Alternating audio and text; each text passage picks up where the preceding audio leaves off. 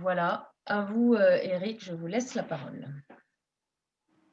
Merci Natacha, bonjour à toutes et à tous et bienvenue dans ce webinaire sur les financements innovants qui peuvent être apportés par Fransilva.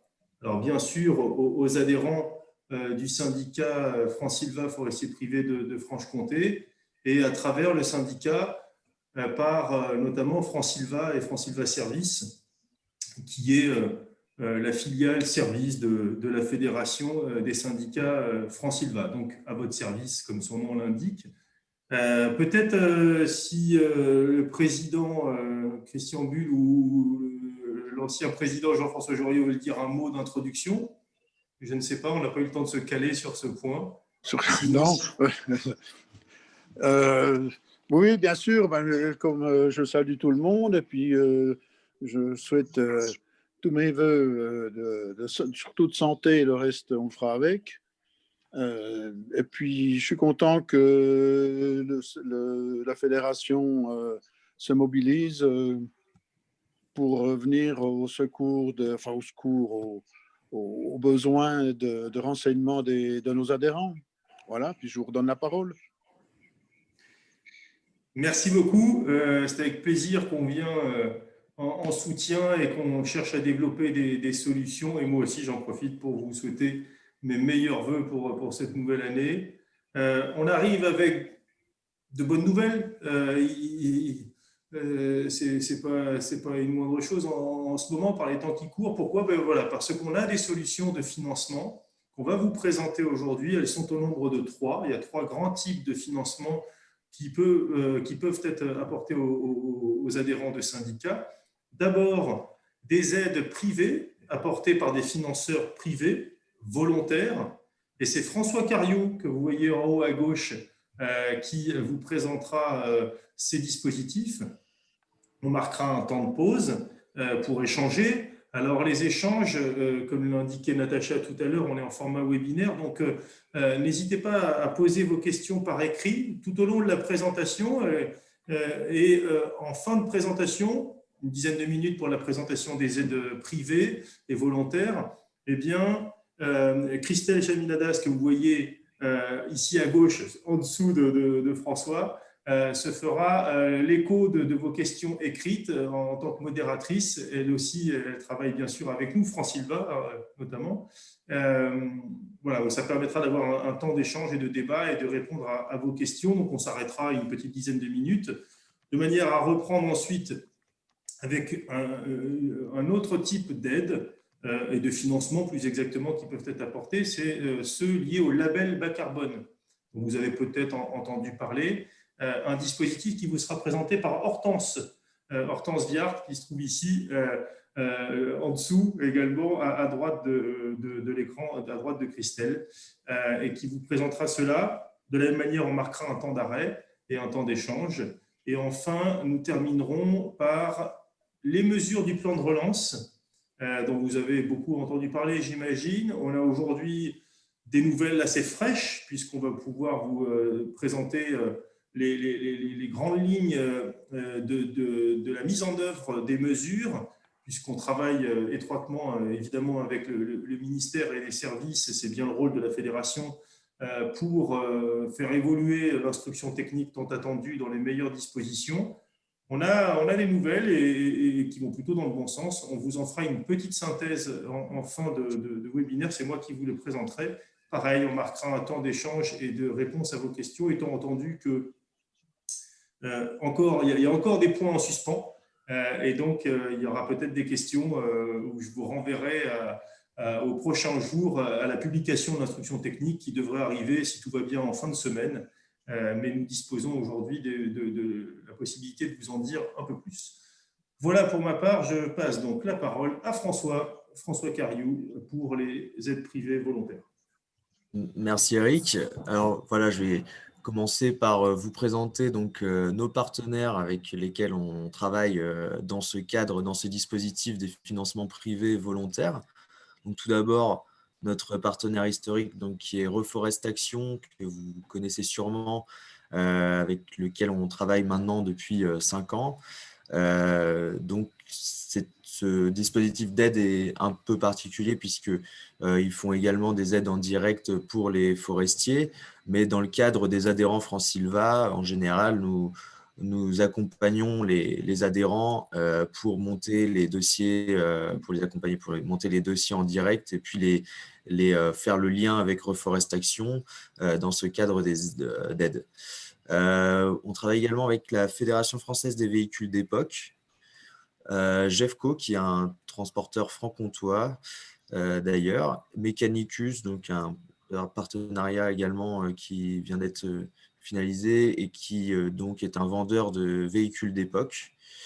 Et également bien d'autres à l'avenir que nous allons développer pour étendre l'offre aux adhérents pour ces financements privés. Donc, qui peut déposer un dossier?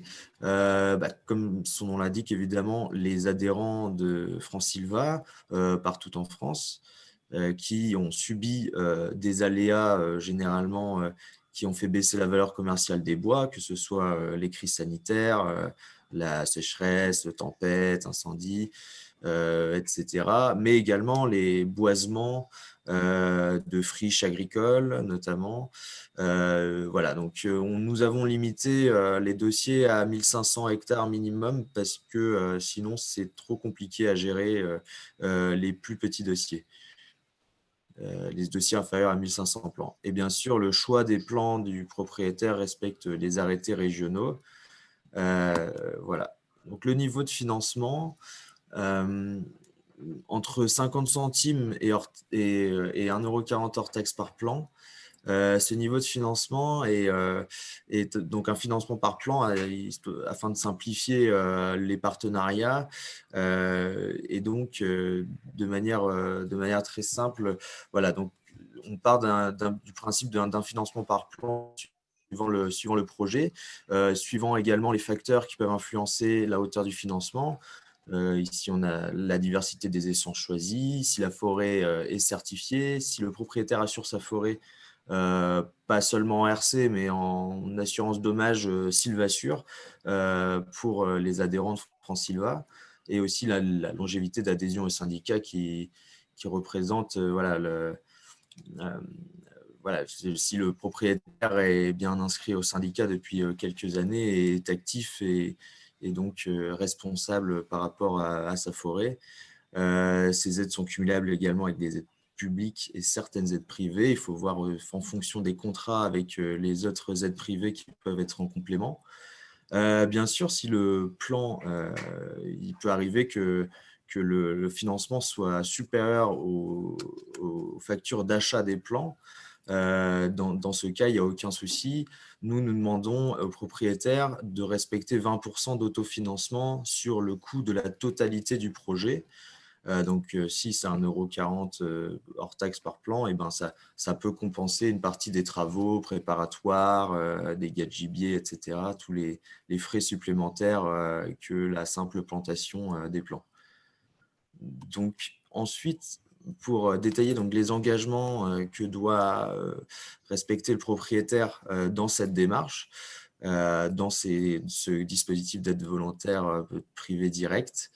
Donc, bien sûr, le propriétaire doit s'engager dans une démarche de gestion durable de sa forêt. Bien sûr, s'il n'a pas de plan de gestion, de document de gestion durable, il doit s'engager à en faire un dans l'année. Le propriétaire accepte le principe d'une visite qui peut avoir lieu sur la parcelle par l'organisme financeur, donc sur le point de vue, une sorte d'animation en fait sur la parcelle du propriétaire.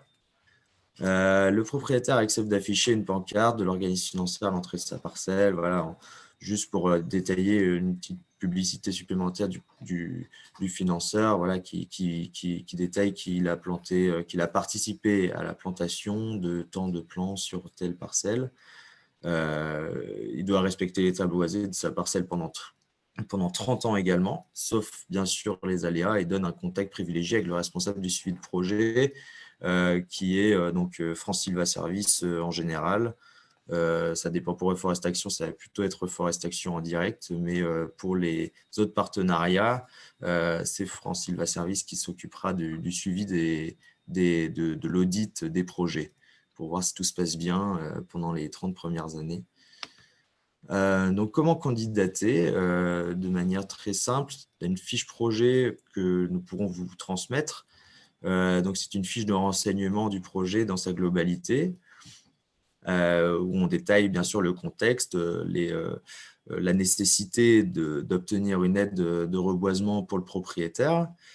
Il faudra joindre à cela le plan des parcelles arboisées et encore plus précisément le plan qui détaille bien de manière concrète les essences par endroit. Enfin, plus il y a d'informations sur ce plan, plus c'est clair pour le financeur et plus nous avons une vision précise du projet. Et 5 photos des parcelles arboisées, bien sûr, s'il y a plusieurs parcelles, plutôt minimum 5 photos par parcelle. Après, suivant au cas par cas, on demandera davantage de pièces. Et si possible, ajouter à cela, bon, si c'est dans le cadre d'une attaque de scolite, voilà, le diagnostic du CRPF, si les propriétaires l'ont, c'est toujours des pièces supplémentaires qui peuvent soutenir le dossier et puis mettre toutes les chances de votre côté afin qu'il soit financé. Donc, les pièces, le dossier, nous conseillons de nous l'envoyer, si possible, avant le début des plantations, mais pas trop longtemps avant, afin que le propriétaire ait une idée quand même précise de ce qu'il va faire et donc pour qu'il n'y ait pas trop de perturbations ensuite au niveau du choix des essences, enfin, toutes les perturbations qui peuvent avoir lieu entre les premières fiches projet et celles définitives, ce qui a réellement été fait sur les parcelles. Donc, une fois que le financeur valide le projet, le propriétaire retourne le contrat d'engagement signé. Donc, le contrat d'engagement, c'est celui qui retrace tous les engagements que j'ai détaillés sur la diapositive précédente. Ensuite, une fois que tout est d'accord, tout est signé avec le financeur d'une part et le propriétaire d'autre part, il suffit au propriétaire d'envoyer les photos et factures des travaux afin de vérifier de la conformité de ce qui a été fait et si c'est conforme aux engagements pris par le propriétaire.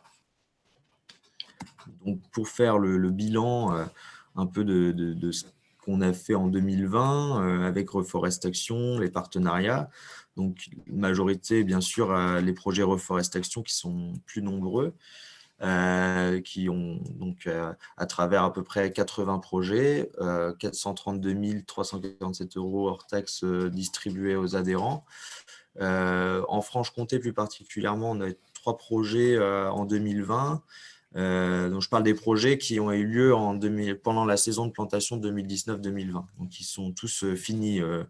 Bien sûr, il y en a en cours, il y en a qui ont commencé saison dernière et qui vont être clôturés cette année. Donc 28 000 plans, un peu moins de 28 000 plans financés et 24 000 € distribués aux adhérents de France Sylva. Donc voilà pour les aides privées. Donc c'est un dispositif qui est assez simple à souscrire, justement parce que voilà, une fiche projet, une fois qu'on a le projet dans sa globalité, nous pouvons commencer à présenter les projets aux financeurs. Donc, le but ici, c'est que ce soit assez simple. On a un financement par plan qui est assez simple aussi. C'est aussi tout ça pour simplifier les accords entre les partenaires et les forestiers. Voilà. Je vais peut-être prendre quelques questions et puis ensuite je passerai la parole à Hortense pour tout ce qui va être sur le label bas carbone. Oui, alors François, effectivement, quelques questions. D'abord, la première de Christian, savoir si France Sylva Service intervient, est-ce que c'est bien au profit des seuls adhérents France Sylva ou est-ce que d'autres propriétaires forestiers peuvent aussi bénéficier des services de France Sylva Service? Très bonne question. Donc, nous, c'est au seul bénéfice des adhérents France Sylva. Bien sûr, si un forestier souhaite nous proposer son projet, on est preneur, mais on lui demandera, si on lui trouve le financement, on lui demandera d'adhérer au syndicat, bien sûr. Donc, oui, c'est uniquement pour les adhérents. Voilà. Mais Français. chacun peut venir et si certains nous disent, voilà, nous, si vous me trouvez un financement qui me satisfait, je veux bien adhérer, il n'y a aucun souci. Bah, là, c'est possible également. Très bien. Ensuite, question de Julien. Bonjour, il me semble que Reforestation ne finance que le plan et non pas les travaux de sol. Oui, Reforestation finance que le plan. Après, Reforestation, bah, il leur arrive aussi, suivant les co-bénéfices du projet, voilà, si le projet est très diversifié, donne un petit bonus. Mais c'est comme, voilà, c'est comme je disais avant, suivant les caractéristiques du projet, on va avoir une hauteur de financement plus ou moins importante, même si ça va être fixé au prix de la plantation, suivant si c'est des feuillus ou des résineux. Et Reforestation, dans certains cas, finance au-delà du plan. Et donc, dans certains cas, finance, ça sert aux propriétaires pour financer une partie des autres travaux annexes, les travaux du sol. Mais j'ai dit ça par exemple, hein, mais ça peut être tous les autres frais en plus du plan. Mais théoriquement, oui, c'est le plan parce que nous nous fixons sur le nombre de plans afin de simplifier les barèmes. Voilà. Ok. Y a-t-il une échéance précise pour la visite de l'organisme financeur? Non, non. Bah, c'est dans l'année de plantation. Euh, Nous, comme on travaille en direct avec les partenariats français, Fédération française des véhicules d'époque et GEFCO, principalement, ils décident, voilà, une fois que le propriétaire a commencé sa plantation, et ben, ils se rendent dans l'année assez rapidement sur place. Voilà. L'idéal, c'est aussi que certains employés qui ne connaissent pas du tout, voilà, plantent leur plan. Voilà, juste à titre d'exemple, hein, voilà, c'est pour faire de l'animation sur place, bien sûr, mais tout est en accord avec le propriétaire, suivant les disponibilités du propriétaire. D'accord. Autre point, est-ce que cela nécessite des preuves de plantation, notamment des factures? Et n'y a-t-il rien de prévu pour les travaux faits pour propre compte? Oui, les preuves de plantation. Oui, bien sûr, il faut fournir les preuves de plantation pour être financé. Les travaux faits pour propre compte, je comprends pas la question. Y a-t-il rien de prévu? J'interviens, François, là-dessus. Travaux faits pour propre compte, c'est-à-dire lorsqu'ils sont réalisés par le propriétaire lui-même Ah oui. ou sa famille. Et en la matière, aucune difficulté puisque les aides que François vous a présentées sont attribuées au plan. Donc, qu'ils soient mis en œuvre par un professionnel ou par le demandeur lui-même ou ses proches, ne pose aucune difficulté. C'est au nombre de plans que l'aide sera allouée sur la base des montants qui vous ont été indiqués par François, donc entre 50 centimes et 1,40 € par plan. Il nous faudra une facture de plan pour justifier effectivement de la mise en œuvre au final, enfin en tout cas de l'achat, et donc on se doute bien que les plans ensuite sont mis en terre, et peu importe comment ils le sont à notre niveau. Tout à fait, merci Eric. Alors, oui, ensuite, on a une question. Alors, c'est un peu la même question de Thierry et de Pierre qui est où se procure-t-on la fiche projet? Où peut-on remonter le dossier de demande de financement? Oui, bah, vous aurez nos contacts à la fin de ce webinaire. Donc, ce sera l'adresse financement-innovant@francilva.fr que vous trouverez également sur le site internet de Francilva, où vous pourrez nous contacter et nous vous enverrons la fiche projet en direct. Voilà. Ou sinon, bah, de toute façon, on vous enverra un mail aux participants voilà. Voilà, si vous voulez, si vous avez d'autres questions qui vous viennent plus tard et pour toutes les pièces que l'on vous présente. Très bien. Est-ce que vous avez d'autres questions? N'hésitez pas à inscrire vos questions dans le chat. Je pense qu'on a adressé tous les points qui nous ont été remontés. Donc, ben, je vous propose de continuer la présentation. Ah, si, quel est le coût d'adhésion? Alors, est-ce que c'est le coût d'adhésion au syndicat? Est-ce que vous pouvez juste, monsieur Charles, monsieur Beaufray, préciser la question? Et peut-être le temps qu'il Ah, le précise coût la question. d'adhésion au syndicat, effectivement. Alors, est-ce que Jean-François Joriot ou Christian Bull peuvent apporter une réponse au coût d'adhésion au syndicat? Peut-être qu'on peut prendre la question suivante le temps que… Ah, je Oui, vois oui, que Jean-François et Christian… voilà. C'est Jean-François au téléphone, là. Le coût de l'adhésion, il a un coût fixe d'adhésion de 33 euros, plus 1 euro, si ma mémoire est bonne, 1,40 € par hectare. Voilà. C'est le coût de l'adhésion au syndicat.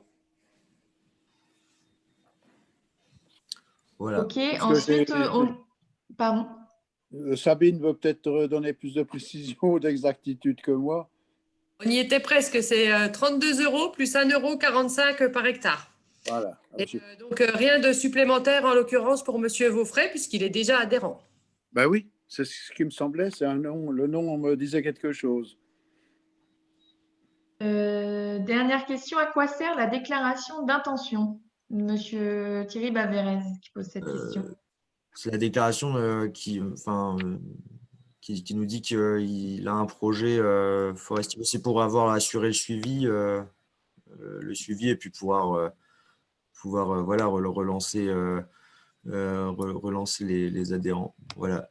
Christelle a mis l'adresse dans le chat, financement-innovant@francilva, donc @francilva.fr. Donc on répondra à toutes vos questions. Et voilà. Par rapport à la déclaration d'intention, je me permets peut-être une précision. C'est une initiative régionale donc, qui a été envoyée à tous les adhérents en fin d'année par rapport au plan de relance. Donc, on en parlera, je pense, dans la dernière partie de l'intervention. Voilà, c'était une collecte d'intention, comme son nom l'indique. On y reviendra plus tard, je pense. Moi, j'aurais juste une précision où j'ai mal entendu. Concernant le dossier minimum pour Reforest Action, est-ce que c'est par surface ou par nombre de plans? On a fixé cela à 1500 plans au minimum. Ok, voilà. Alors, c'est moi qui ai mal compris parce que j'avais compris 1500 hectares. Je trouvais que ça faisait beaucoup. C'est les plans. Voilà. Après, ça peut être en plusieurs surfaces, enfin en plusieurs parcelles. Voilà. Oui, ok. C'est juste une précision, alors je vous remercie. Bon, on va passer. Visiblement, oui, pas d'autres questions. On va passer au label. Je vais laisser Hortense présenter cela. Oui, bonjour à tous. Je vais vous faire une courte présentation du label bas carbone. Quels sont ses modes de fonctionnement? Comment est-ce qu'on fait certifier aujourd'hui des projets en France? Et brièvement, comment déposer votre dossier. Donc, le label bas carbone, c'est le premier outil de certification qui a été adopté par la France pour se doter d'un outil qui génère des crédits carbone et qui est piloté par le ministère de la Transition écologique et qui va s'adresser à des projets locaux sur le territoire national français et additionnels. Pour le moment, en forêt, il y a 3 méthodes différentes possibles pour monter un projet label bas carbone. Tout d'abord, on va retrouver la méthode de boisement. Donc, ce sera des boisements sur des terres qui étaient non forestières au moins 10 ans auparavant. Donc, ça peut être des terres agricoles exploitées, des terres en enfrichement naturel ou colonisation, par exemple. Ensuite, on va retrouver la méthode de reconstitution des peuplements dégradés par différents aléas, notamment après des tempêtes, après incendie, si reboiser était la bonne solution, et pourquoi pas des peuplements fortement atteints par des maladies ou parasites, même si, bon, avec le lancement du plan de relance, on va pouvoir faire moins de projets comme cela. Et pour ça, il faut prouver en fait un minimum de taux de dégâts sur la surface totale de projet qui est environ de 40%. Et on a une dernière et troisième méthode qui est une méthode de conversion des taillis bienvenant en futaie sur souche où on va venir financer des opérations de balivage pour maximiser la séquestration carbone. Donc, le label, c'est une occasion nouvelle gymnastique de montage de projet. Françoise, tu peux passer.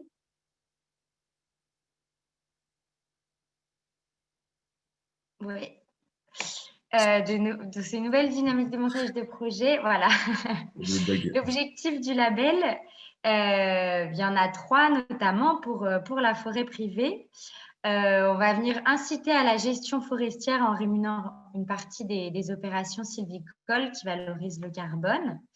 Ça permet de déclencher des changements de pratiques chez les propriétaires, notamment pour améliorer la séquestration du carbone par les peuplements et l'usage des produits bois, parce qu'on va venir quantifier une partie du carbone séquestré grâce à la photosynthèse par la croissance des bois et également le carbone qui sera stocké dans les produits bois et qui permettra de les substituer à des matériaux plus énergivores, par exemple. Et on vient du coup ici rémunérer le changement de pratique des propriétaires en fléchant des financements privés vers la filière grâce à la vente de crédits carbone certifiés par le ministère. Qu'est-ce qu'un projet globalement et assez simplement? C'est un projet qui donc permet de réduire des émissions de gaz à effet de serre par rapport à une situation de référence. Donc, je vous ai mis ici un graphique qui explique cela succinctement. Et en fait, on vient comptabiliser le carbone qui est séquestré entre le scénario de référence, donc avant de réaliser un projet, par exemple pour un boisement de terres agricoles, le scénario de référence, ce sera la poursuite de la culture agricole, et le scénario de projet qu'on va venir comptabiliser sur 30 ans, du nouveau boisement et on vient modéliser la croissance du nouveau peuplement à ce moment-là. Alors, les différents critères d'éligibilité au label bas carbone, nous, on fixe le seuil à minimum 1 hectare et sachant que plus le projet va être important ou en tout cas à partir de 5 hectares, on va venir quand même réussir à monter des projets intéressants en termes de quantification carbone notamment. Il faut notamment ne pas avoir débuté les travaux avant de commencer à instruire et monter le dossier, le notifier au ministère de la Transition écologique. C'est très important, surtout sur les projets de reconstitution de peuplement dégradé. Sinon, ils ne seront d'office pas éligibles au label bas carbone. Ensuite, il y a une certaine quantité de pièces justificatives à apporter qui vont venir démontrer le sérieux, si vous voulez, des projets avec des orthophotos, des plans de matrice cadastrale, des protocoles, notamment dépérissement pour quantifier le taux de dépérissement des peuplements, par exemple. On va venir réaliser aussi, en fonction du projet, un indice de biodiversité potentielle qu'il faudra réaliser avec un accompagnateur de terrain comme votre gestionnaire ou un expert. Un diagnostic, évidemment, l'accord de la DREAL de Boisé. Et donc, tout ça, ça nous permet ensuite de venir, avec un certain taux d'ingénierie, venir quantifier rigoureusement du carbone pour pouvoir ensuite le revendre à des financeurs particuliers et privés, des entreprises. Et on vient réaliser également une analyse économique du projet qui vise à démontrer que le projet sans l'apport externe de financement n'est pas viable ni rentable. Et donc, ce n'est pas un effet d'aubaine du propriétaire que de monter ce projet-là. Et on va venir pouvoir financer la différence, c'est le coût restant au propriétaire à hauteur de 60 à 80% des projets en fonction. Voilà, donc il faut bien avoir en tête que pour monter un projet label bas carbone, c'est pas si complexe et on peut vous accompagner et on peut monter de beaux projets notamment qui viennent valoriser plein de co-bénéfices en termes de biodiversité, filtration de l'air, préservation des sols et de l'eau. C'est des projets à haut potentiel, on va dire, sur la biodiversité notamment. Il faut bien se faire accompagner, par contre, en amont du projet, par France Sylva Service, par exemple, et un expert ou gestionnaire de terrain. Et je crois que j'ai fini ma présentation. Je vous écoute si vous avez des questions.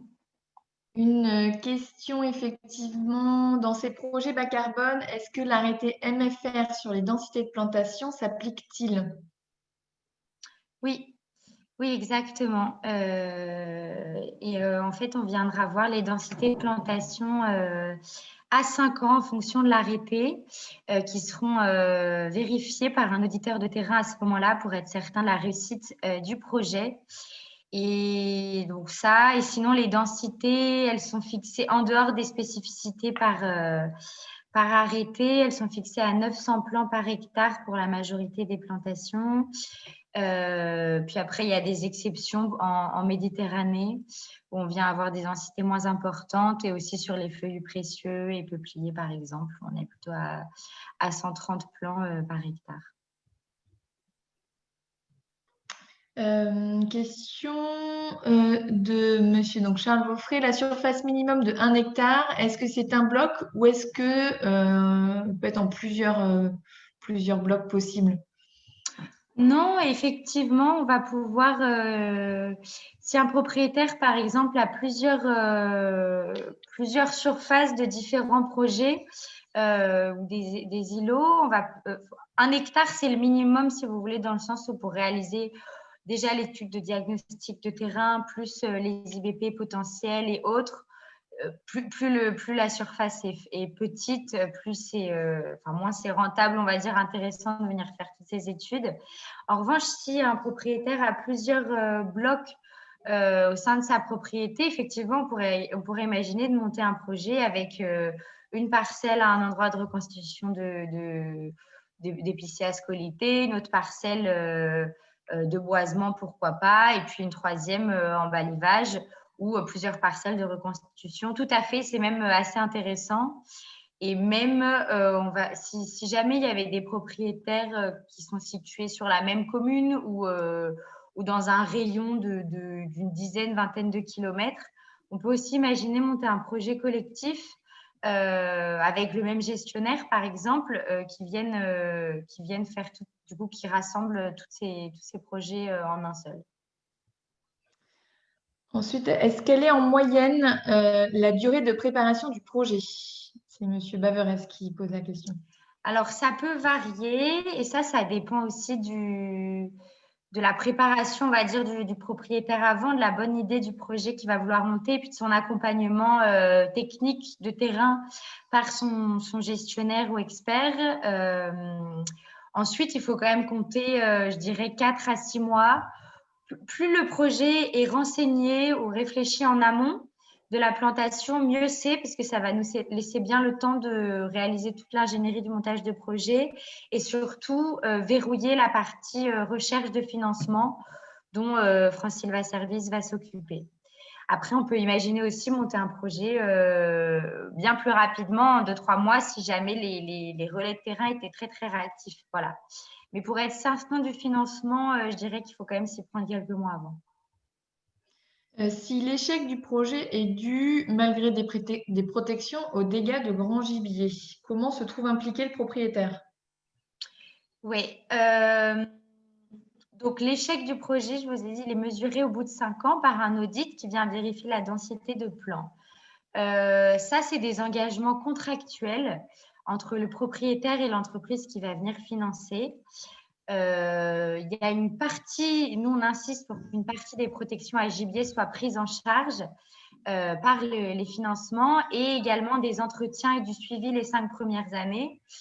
S'il y avait des dégâts gibier trop importants et qu'on pourrait démontrer par exemple en tant que catastrophe externe, en fait c'est un peu au cas par cas, mais en général c'est au propriétaire de bien s'assurer et de bien protéger, on va dire, sa plantation, de respecter les plans de chasse notamment et les entretiens des premières années et notamment jusqu'à 5 ans. Après, sauf cas exceptionnel, ça revient plutôt de la responsabilité du propriétaire.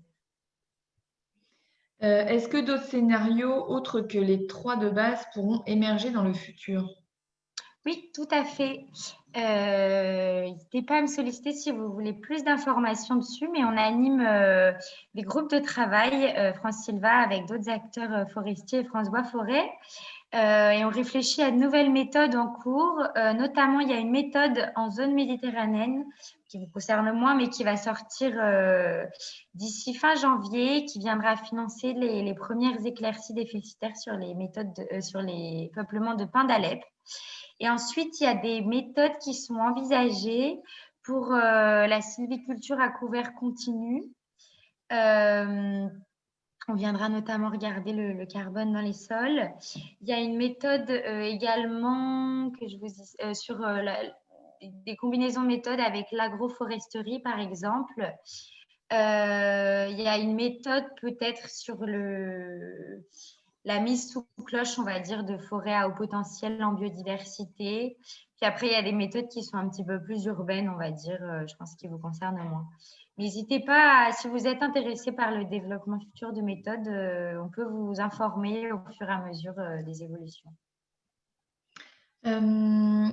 Jean-François nous dit, comme c'est nouveau, il serait intéressant de donner un exemple concret avec une superficie donnée, des espèces choisies et le montant de subvention et son mode de calcul précis. Oui, bien sûr. Là, on est dans un webinaire concis en 1 heure où on vous présente plusieurs méthodes de financement et de projet. Mais bien sûr, n'hésitez pas, si vous voulez, je vous enverrai des documentations précises et aussi des liens vers des webinaires qu'on a déjà animés où on détaille beaucoup plus des exemples de projets, quel est le mode de calcul du carbone, quels vont être les co-bénéfices et leur méthode de quantification. Donc, évidemment, je pourrais vous donner des exemples précis. Est-ce que c'est toujours sur financement innovant @francesylva.fr? Oui, oui. Ok, est-ce que vous avez d'autres questions ou est-ce qu'on a fait le tour et on peut passer au dernier point? J'ai l'impression que pour les questions, on a fait le tour. Et bien, Eric, à ce moment-là, je te donne la parole pour la dernière partie de ce webinaire. Merci Christelle. Et en effet, la troisième et dernière partie concerne donc le plan de relance qui est en cours de déploiement. Alors, rapidement, les grands principes. Le but du plan de relance, c'est d'inciter les propriétaires forestiers à investir pour adapter leur forêt au changement climatique ou pour améliorer leur contribution à l'atténuation du changement climatique. Ce sont les axes forts depuis quelques années maintenant, mais qui ont sous-tendu à ce plan de relance, étant entendu que les peuplements sinistrés sont nombreux, et notamment dans votre région, donc il était urgent d'agir, et la fédération et votre syndicat en particulier ont beaucoup œuvré ces derniers mois pour que ce plan voie le jour. Alors, il voit bien le jour avec 150 millions d'euros pour financer des opérations de renouvellement forestier, un objectif national de 45 000 hectares, soit de l'ordre de 50 millions d'arbres en 2 ans. Il est ouvert à tous les propriétaires forestiers, qu'ils soient publics, privés, individuels, regroupés, en associations syndicales autorisées, libres, en organisation de producteurs, en organisation de gestion en commun, donc, pour peu qu'il y ait un document de gestion durable. Il faut un document de gestion durable, que ce soit un CBPS pour les mois qui lui restent, avec évolution vers un RTG ou PSG volontaire ensuite, un RTG donc, ou un PSG qui soit volontaire ou obligatoire, mais il faudra nécessairement un document de gestion durable pour bénéficier des aides du plan de relance. Il faudra que ce document soit en vigueur au moment du déblocage des fonds. Donc ceux qui n'en ont pas, vous avez le temps de préparer cela. Pas de surface minimale, mais un montant de demande d'aide qui doit être au moins égal, si ce n'est supérieur à 3 000 €. Le tout étant dans le but de couvrir les frais administratifs, on va dire, de dossier. Donc, pas de surface minimale, mais il faut au moins demander 3 000 €. 3 grands volets à ce plan de relance pour ce qui est des peuplements à proprement parler éligibles. D'abord, et ça vous concerne très directement, en Franche-Comté, ce sont les peuplements, on mettra le S avant de diffuser le PowerPoint, je m'en excuse, les peuplements sinistrés par la sécheresse ou des phénomènes biotiques. Ici, le taux d'aide est le plus important, c'est un taux d'aide à 80%. Les éléments que nous avons, à notre connaissance, reçus récemment, encore en cours d'arbitrage, mais on peut d'ores et déjà vous en communiquer les grandes lignes, c'est que les peuplements éligibles devront avoir été exploités à partir du 1er juillet 2019. Donc on est bien quand même sur la prise en compte d'opérations qui ont déjà démarré au moins en exploitation depuis le 1er juillet 2019. Les taux de dégâts doivent être supérieurs à 20% de la surface qui fait l'objet de la demande d'aide et les recettes issues des exploitations réalisées sur les parcelles concernées par la demande d'aide doivent être inférieures à 3 fois les dépenses de reboisement en plantation et 5 fois en régénération naturelle. Voilà les mesures qui sont sur le point d'être publiées par le ministère dans les prochains jours. On profite de ce webinaire pour vous partager ces éléments-là. Pour ce qui est du volet 2 concernant les peuplements vulnérables aux effets du changement climatique, donc plus toujours dans la partie adaptation, mais ici, on est plus dans l'anticipation. On constate la vulnérabilité et on considère qu'il faut agir. Le taux d'aide est de 60%. Ici, les peuplements éligibles sont ceux qui ont été exploités. Attention, la date change et on se décale d'1 an et on est beaucoup plus près de nous puisque c'est à partir du 3 septembre 2020. L'avenir de l'essence prépondérante est compromis, donc il faut l'attester. On va voir les modalités pour cela. Et de la même manière, on retrouve les principes d'aide allouée seulement si les recettes d'exploitation des bois sur pied sont inférieures à 3 fois les dépenses de reboisement en plantation et 5 fois en régénération. Enfin, le troisième et dernier volet concernant ici plutôt les mesures d'atténuation et qui visent à améliorer les peuplements pauvres. Le taux d'aide est également à 60%, comme pour le volet 2. On retrouve la même date d'exploitation, le 3 septembre 2020, pour ce qui est de l'éligibilité. Et ici, tous les peuplements cités ici, qui sont véritablement pauvres, qui n'ont pas atteint la densité objectif, notamment, eh bien, ce sont les taillis, les mélanges taillis futés, taillis sous-futés, les accrus, les recrues supérieures à 10 ans, non issus d'une coupe réalisée par le propriétaire qui fait la demande d'aide. Étant entendu qu'un propriétaire qui a fait une coupe il y a une quinzaine d'années, mais qui n'a rien fait ensuite et qui a laissé des recrues s'installer, ne pourra pas faire l'objet d'une aide ici. C'est un choix qui a été fait ici par les services de l'État. Même principe pour les recettes éligibles, et je vais passer à la suivante pour accélérer, merci. Concernant les opérations éligibles, il y a 4 grands types d'opérations. La première, la plus importante, c'est celle concernant les plantations en plein sur terrain nu après coupe. Ici, les aides seront allouées à partir de barèmes forfaitaires dont la publication au journal officiel a déjà eu lieu il y a plusieurs mois de cela et qui sont aujourd'hui disponibles. La diversification est obligatoire à partir et seulement à partir de 10 hectares. Et la diversification est statistique. Il faudra introduire 20% d'essence secondaire à partir de 10 hectares. Pas de précision, pas d'obligation sur les modalités de l'introduction de cette essence secondaire. Ça peut être disséminé, ça peut être une parcelle de par exemple 2,3 hectares sur un total de 11 hectares. C'est relativement souple, l'idée étant que cette diversification est imposée à partir de 10 hectares. Là aussi, précision à venir, sur ces éléments-là dans l'instruction technique, dont la publication arrivera fin de semaine prochaine. On est tributaire de ces délais. Concernant les plantations, l'opération 2, plantation en enrichissement, ici, on va fonctionner comme pour les autres opérations maintenant sur la base de devis et de factures. Donc, idem pour les travaux silicoles qui visent à favoriser les essences d'avenir et également la même chose pour les régénérations naturelles assistées et maîtrisées. Ça sera sur la base de devis et de factures. Un point important sur cette diapo que je précise, on ne l'a pas développé parce que c'est en cours de précision, mais les opérations pour propre compte seront prises en charge. Le propriétaire pourra réaliser des travaux et être éligible aux aides du plan de relance. Les modalités ne sont pas encore connues, les modalités de prise en compte des travaux pour propre compte.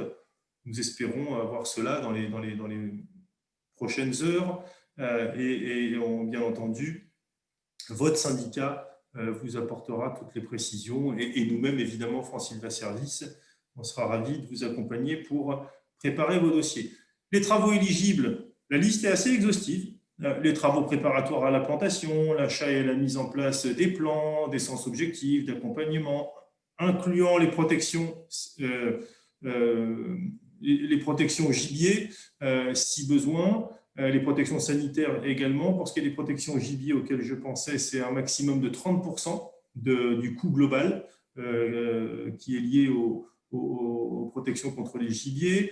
L'entretien des plantations à affiner, là on a quelques précisions en attente à ce niveau-là. L'ouverture de cloisonnement sylvicole ou d'exploitation également, ce sont des travaux qui seront pris en compte. Les dépressages et les détourages à bois perdu, là aussi, ça sera pris en compte. Alors, ça sera précisé également sur la taille de diamètre maximal, etc. La maîtrise d'œuvre des travaux sera bien entendu prise en compte avec un maximum à 12% du coût global. La constitution des dossiers nécessitera d'abord une fiche diagnostic, puisqu'on part d'une situation existante, il faut pouvoir la décrire. Cette fiche diagnostic, elle peut être élaborée par un expert forestier, membre de la CNEFAF, la Compagnie nationale des experts forestiers, et ça ne me revient pas, désolé pour le AF, agricole et foncier, ça doit être ça. Donc, une fiche diagnostic validée par un expert forestier, ou bien un gestionnaire forestier professionnel, ou par le propriétaire lui-même. Mais il faudra, dans ce cas-là, la signature du CRPF sur cette fiche diagnostic, étant entendu que le propriétaire forestier qui dispose d'un plan de gestion doit pouvoir, si qui plus est, il s'informe régulièrement, qu'il adhère au syndicat, qu'il a suivi InfoGéfort et qu'il lit régulièrement les informations qu'il reçoit, il doit pouvoir réaliser cette fiche diagnostic. Mais encore une fois, les experts forestiers, les gestionnaires forestiers professionnels sont là pour faire cela. Les coopératives que je n'ai pas citées, elles ont fait leurs opérations dans le cadre de l'appel à manifestation d'intérêt qui a eu lieu là pendant courant décembre et jusqu'à ces jours-ci, et elles ont donc constitué les dossiers regroupés. Néanmoins, pas trop tard non plus pour consulter sa coopérative. Voilà, l'idée étant qu'il y ait une ouverture assez grande permettant aux demandeurs de déposer leur dossier. Il faudra un plan de reboisement prévisionnel, il faudra décrire le dispositif de plantation, les densités, les écarts entre les lignes, etc. Il faudra un tableau récapitulatif des surfaces, des compositions, des plantations ou des opérations de renouvellement, en tout cas, de régénération, les coûts, un contrat de suivi qui permette d'engager l'entretien effectif sur les 5 années du projet, une attestation sur l'honneur, un RIB pour recevoir l'aide. Voilà, l'instruction se fera par les DDT, des TDM, quand c'est le cas, enfin DDT en Franche-Comté, et ou les DAF selon les départements. Il y aura l'ouverture dans les prochains jours d'un site internet avec une adresse mail dédiée permettant le dépôt des projets. Mais pour déposer vos projets, encore une fois, le syndicat et à travers le syndicat France-Sylva Service, nous pouvons, avec le syndicat, vous aider à déposer votre dossier. Alors, je précise que c'est gratuit ou si vous préférez, ça fait partie des services rendus dans le cadre de votre adhésion. Donc, l'intervention de France-Sylva Service est sans frais. Le but étant pour nous que les propriétaires forestiers et nos adhérents puissent au mieux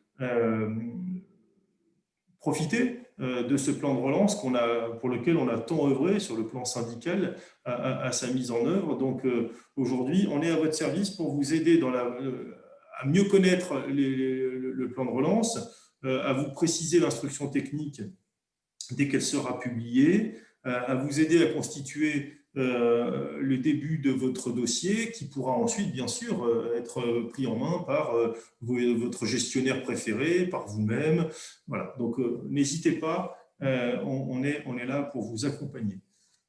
Voilà pour ce qui est du plan de relance. Je crois que c'était ma dernière diapo, n'est-ce pas, avant évidemment de vous rappeler, merci Christelle ou Natacha qui a fait défiler, que nous sommes à votre disposition du lundi au vendredi de 9h à 18h au numéro de téléphone suivant et par mail encore plus, n'hésitez pas, le mail c'est assez pratique, ça nous permet de revenir vers vous aussi facilement. Donc on est là pour vous accompagner avec plaisir. Merci Eric. Alors, quelques questions, notamment de M. Régnier. Qu'entendez-vous par peuplement exploité à partir du 1er juillet 2019 ? La forêt doit être exploitée depuis un minimum de temps, je suppose. Qu'en est-il des parcelles meurtries mais qui n'ont jamais été exploitées ? Et dans l'opération, peut-on y inclure des greffes ? Alors, pour bénéficier du plan de relance, il ne faut pas vous n'êtes pas obligé d'avoir attendu la publication de l'instruction technique pour agir dans vos forêts qui ont été éventuellement sinistrées. Donc, ce que dit l'instruction technique, c'est que si vous avez exploité vos forêts ces derniers temps, vous êtes éligible à condition que ça ne remonte pas plus loin que le 1er juillet 2019, pour ce qui est des aides plantation du volet 1 à 80%. Les autres, je vous ai indiqué les dates qui sont au 3 septembre 2020, donc beaucoup plus récent. Donc, encore une fois, pour les plantations sur les peuplements sinistrés et exploités, les plantations, sur les peuplements sinistrés et exploités depuis le 1er juillet 2019 sont éligibles. Ceux qui ont exploité avant, en juin 2019 et en mai 2019, etc., ne pourront pas bénéficier de cette mesure du plan de relance. Les parcelles meurtries qui n'ont jamais été exploitées, eh bien, elles sont éligibles. Elles sont éligibles pour peu que les taux de dégâts soient supérieurs à 20%, qui doivent être attestés dans la fiche diagnostic. Dans l'opération 3, peut-on y inclure des greffes ? Je ne sais pas, je ne pense pas, mais n'en étant pas sûr, je ne voudrais pas vous dire de bêtises. Et donc, si d'autres connaissent mieux que moi, qu'ils n'hésitent pas à me venir en aide, ou sinon, on vous reviendra par écrit, on le précisera avec l'envoi de la synthèse du webinaire. Mais là, aujourd'hui, je ne peux pas vous répondre. Alors, voilà, merci. Alors, M. Rémy dit merci beaucoup pour ces réponses. Est-ce que vous avez d'autres questions? N'hésitez pas à les poser via le chat concernant le plan de relance. Je ne vois pas de questions. Oui, ça fait peut-être beaucoup d'informations, Oui. Parfois des nouveautés, parce que, encore une fois, les éléments de l'instruction technique sont tout frais. Ils précisent les choses. Ce qu'il faut retenir, c'est que vraiment, c'est très ouvert. Et aujourd'hui, il y a un peu une course, si je peux dire, à ces demandes d'aide. Le guichet va être ouvert d'ici quelques jours. Votre syndicat a largement anticipé grâce aux déclarations d'intention qui a été évoquées tout à l'heure. Donc aujourd'hui, il y a une bonne visibilité des propriétaires qui souhaitent profiter des aides du plan de relance. Notez bien qu'il y a les autres aides. Alors, le label bas carbone, mais qui peut paraître plus compliqué, mais encore une fois, on est justement là pour vous le faciliter au maximum. Enfin, en clair, à partir du moment où vous avez un projet, on vérifie son éligibilité et en gros, on s'occupe de vous aider à constituer le dossier et on en prend une bonne partie à notre charge de la mise en œuvre, de la préparation de ce dossier, si je peux dire. Et les aides privées, ben en fait, c'est très simple. Si vous avez un projet de plantation, eh bien, n'hésitez pas à remplir notre petit cahier des charges en ligne et on vous aidera à bénéficier des aides, qui plus est qu'ils peuvent être cumulés entre eux selon les cas. Plan de relance et label bas carbone ne sont pas cumulables en l'état actuel des choses. On travaille du côté du ministère de la Transition énergétique pour faire en sorte qu'ils puissent lever ce frein, puisque ce serait quand même malheureux. Mais pour le moment, ce n'est pas cumulable. En revanche, les aides privées sont tout à fait cumulables avec le plan de relance. Donc, en passant par nous, en plus, vous pouvez élargir les possibilités d'aide. Nous pouvons allouer des aides sur des parcelles qui ne seraient pas plan de relance compatibles. Voilà. Donc, et en tout cas, on peut vous aider à consolider, à constituer, voire à consolider vos dossiers. J'allais compléter, Eric, en disant que c'est pas compatible, sauf pour les boisements ne sont pas pris en compte par le plan de relance. La reconstitution après incendie et tempête non plus. Donc déjà, ça laisse de beaux projets à imaginer. Et puis, on peut toujours être inventif aussi pour combiner les aides. Oui, merci Hortense, c'est tout à fait juste. Label bas carbone peut intervenir sur du boisement de terres agricoles, boisement de terrain nu, et après dégâts, incendies et tempêtes. Oui, tout à fait. Alors, autre question de Monsieur Vaufray. Oui. Est-ce que cela comprend les dégagements sur les 5 premières années? Pour le plan de relance, oui. D'accord. Question de Monsieur Michel. Est-ce que le recours à un expert est pris en charge par France Sylva Service? Alors, nous, France Sylva Service, on vous apporte toute notre aide, tout notre secours, mais on n'a pas d'argent. Donc, ce n'est pas nous qui finançons. En revanche, la maîtrise d'œuvre, donc le recours à un expert, pour peu qu'il soit agréé, comme je le disais tout à l'heure, par la compagnie nationale, ils sont 200 en France à être agréés par la compagnie nationale, donc il y a de grandes chances que votre expert le soit, ou un gestionnaire forestier professionnel, est pris en charge dans le cadre du plan de relance avec un maximum de 12% du total de l'aide liée donc à cette maîtrise d'œuvre. Donc voilà, tout à fait pris en charge par les financements de l'État. Alors, Monsieur Régnier, sur le cumul plan de relance label bas carbone, vous y avez répondu. Sinon, Monsieur Schiffner, quid des financements bancaires qui peuvent intervenir en complément des techniques présentées? Alors oui, effectivement, nous, on n'a pas développé de partenariat spécifique de ce point de vue, mais il est vrai que, bien entendu, vous pouvez tout à fait aussi avoir recours à des financements bancaires si vous pensez peut-être à des prêts. Ce n'est pas toujours évident du fait de la spécificité de la forêt et du long terme, etc. Néanmoins, ça se fait, ça se pratique, ça s'est fait par le passé. Voilà. Mais c'est vrai qu'on n'a pas développé de partenariat spécifique, mais parce qu'on n'a pas eu de demande trop importante. Et aujourd'hui, il y a des aides, des subventions donc directement disponibles, mais encore une fois, elles peuvent être complétées par des aides, comme tout projet d'investissement, par des prêts, pardon, et des soutiens bancaires, comme tout projet d'investissement. Je ne vois pas d'autres questions. Si vous avez d'autres questions, c'est le moment de les poser par le chat.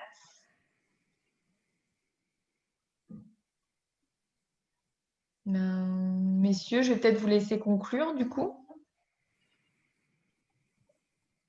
Messieurs et madame. Bien, peut-être nos amis du syndicat, peut-être Jean-François et Christian, pour le petit mot de conclusion.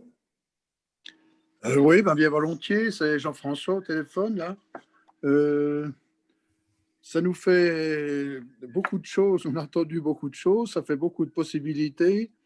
À nous, après, au syndicat, de reprendre tout ça auprès de nos adhérents concernés ou intéressés. Voilà. Et puis, ben, je remercie la fédération là, avec tous ces intervenants qui nous ont donné des choses très claires et qui, de plus, nous mettent des documents à disposition et aussi, et qui n'est pas négligeable, de prendre eux-mêmes la main pour aider à finir des dossiers. Voilà, ben, je vous remercie et je salue tout le monde du temps pris pour ça. Voilà, je vous repasse la parole.